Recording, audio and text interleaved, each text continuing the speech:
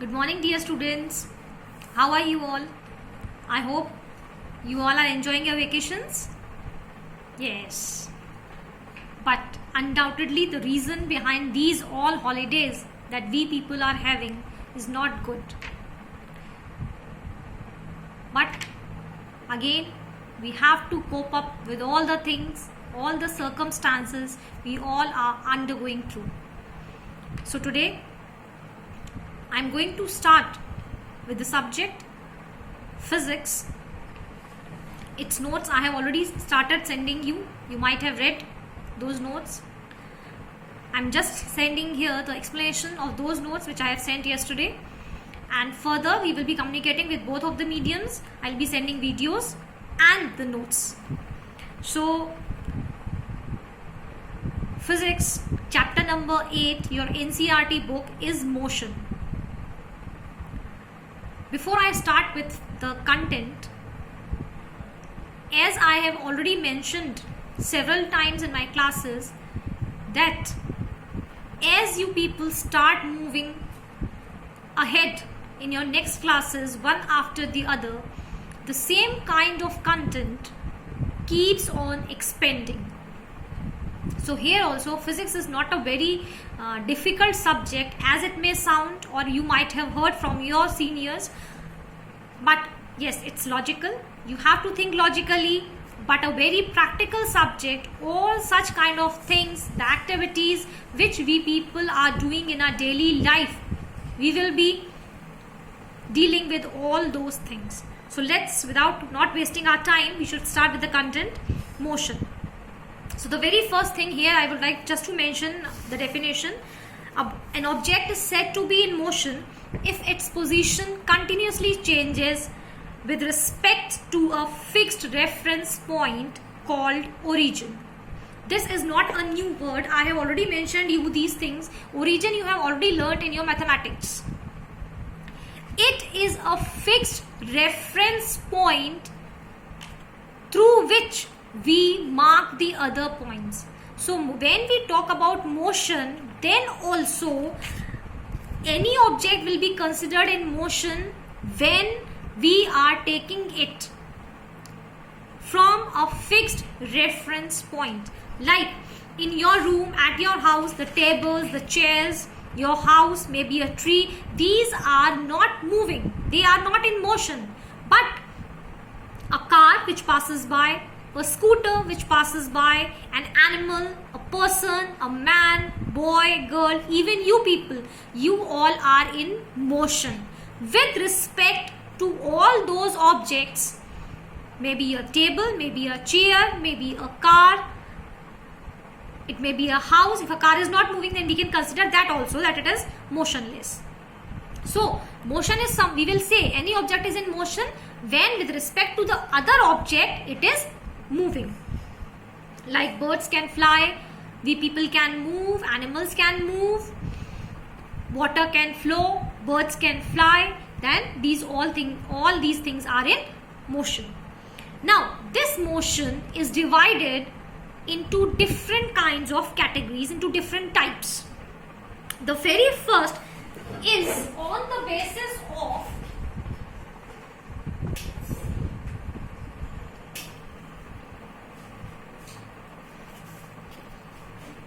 speed and distance.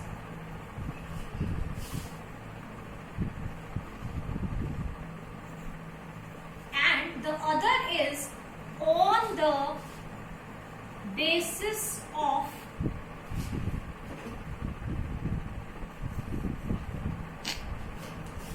their path.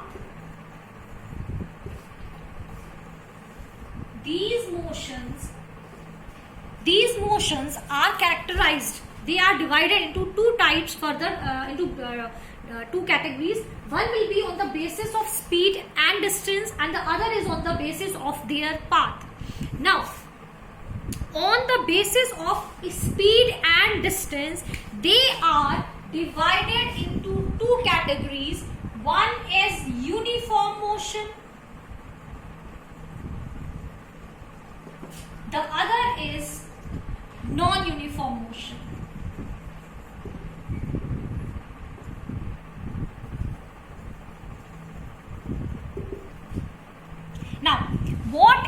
a uniform motion. If an object is moving on a straight line path, it covers equal distance in equal amount of time, then it is said to be an uniform motion. Like suppose you are riding by a car, you are going by a car, and for the very first kilometer traveled, your car takes 10 minutes.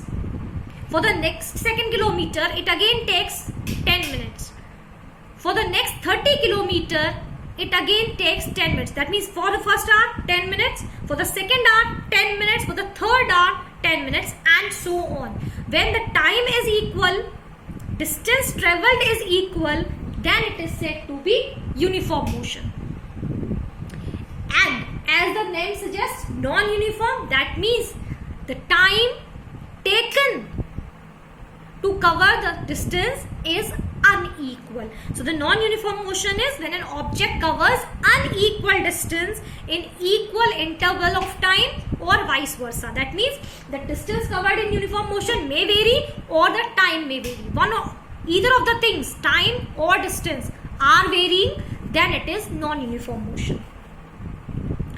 Next we come to, on the basis of their path, the motions are again divided. The first one is, here we have rectilinear motion.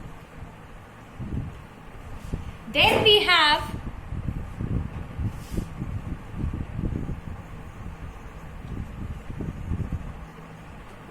circular motion. Then we have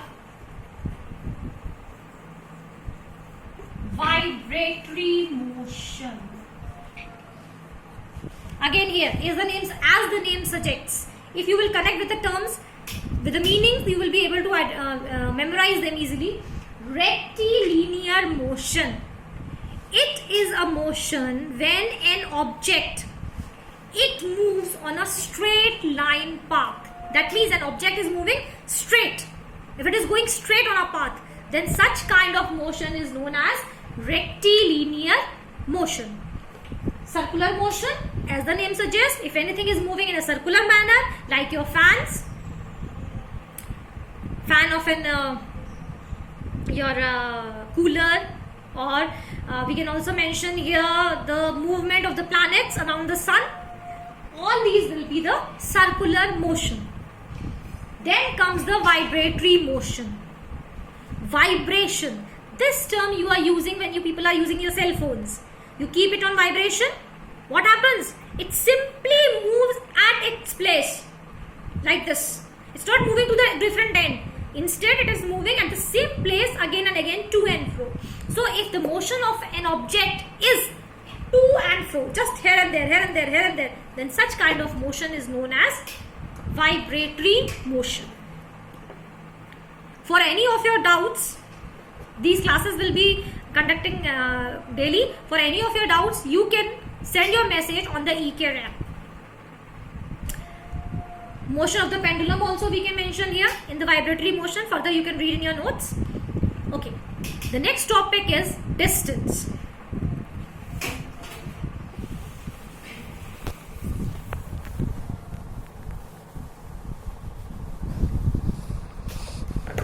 Next we come to distance, and here we will have one more word, that is displacement.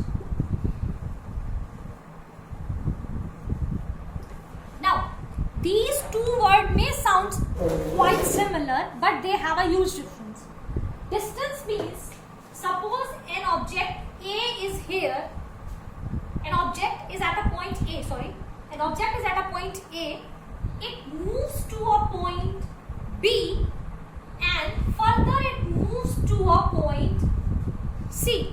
Now from A to B, if suppose it has travelled 10 kilometers, from B to C, suppose it has travelled 5 kilometers, then the total distance, if we talk about total distance of an object travelled, will be 10 plus 5, that means 15 kilometer.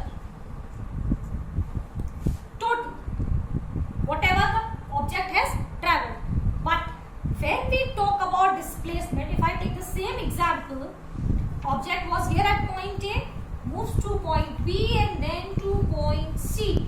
So displacement is the shortest distance, that is the shortest distance to travel to the end point. Now, the object has started from A, moved to B and then from B to C. But if I directly ask about the shortest distance, it would be easily A to C.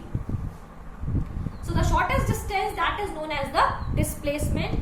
Distance and displacement may be same, but always they are same, that we cannot say. Further, what are the other differences between these two, we will keep on discussing in our next lectures.